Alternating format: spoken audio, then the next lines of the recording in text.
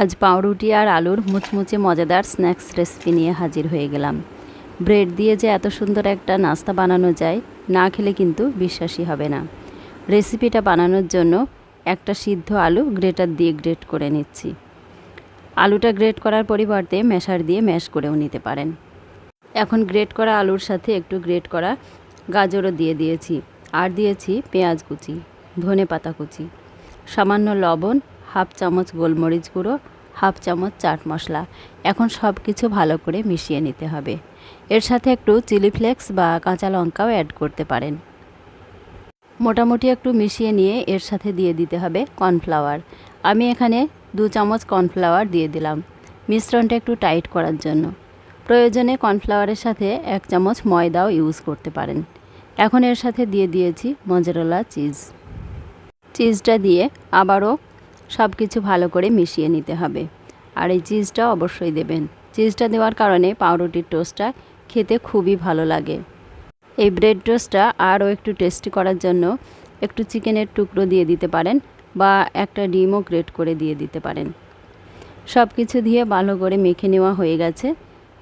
এখন এটা সাইডে রেখে দিলাম, আর একটা বলে 1/4 কাপ কর্নফ্লাওয়ার নিয়ে নিলাম, আর অল্প জল দিয়ে ব্যাটার বানিয়ে নিতে হবে। কর্নফ্লাওয়ারের সাথে 2 চামচ ময়দাও দিয়ে দিতে পারেন ব্যাটারটা বানানোর জন্য, অথবা ডিমের ব্যাটারও বানিয়ে নিতে পারেন। এই ব্যাটারটাও সাইডে রেখে দিচ্ছি। এখন টোস্ট বানানোর জন্য 3 পিস ব্রেড নিয়েছি। একটা করে ব্রেড নিয়ে তার উপর আলু স্টাফিংটা দিয়ে দিচ্ছি। খুব ভালো করে চেপে চেপে দিয়ে দিতে হবে। চারিদিকে সমান করে দিয়ে দেব, কোথাও যেন ফাঁকা না থাকে।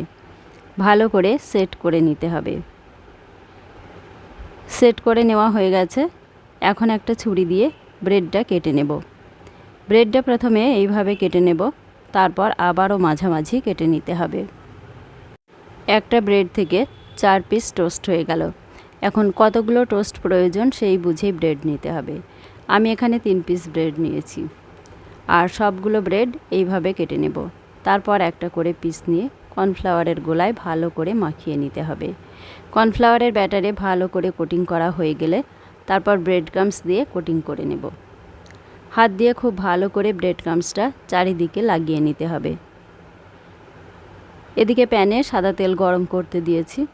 একটা একটা করে টোস্টগুলো দিয়ে দেব, আর মিডিয়াম হিটে ফ্রাই করে নেব।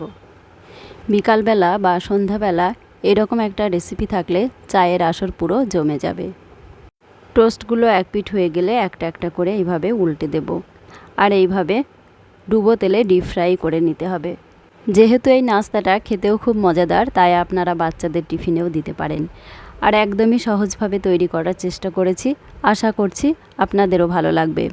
এটা যখন বাচ্চাদের টিফিনে দেবেন, একটু টমেটো সস দিয়ে দেবেন, বাচ্চারা খুব পছন্দ করে খাবে। রুটি পরোটা রোজ রোজ খেতে কারোরই ভালো লাগে না, তো এইভাবে হেলদি অ্যান্ড টেস্টি রেসিপি বানিয়ে দিতেই পারেন। সবাই কিন্তু মজা করে খাবে। নাস্তাগুলোর 2 পিঠ বেশ লাল লাল করে ভেজে নিয়েছি। এখন তুলে নিচ্ছি, আর এইভাবে একটু তেলটা ঝরিয়ে নিতে হবে। তারপর প্লেটে তুলে নেব। ব্রেড টোস্টগুলোর উপরটা কতটা মুচমুচে হয়েছে, আর ভিতরটা চিজ দেওয়ার জন্য নরম মোলায়েম। খেতে খুবই মুখরোচক হয়েছে।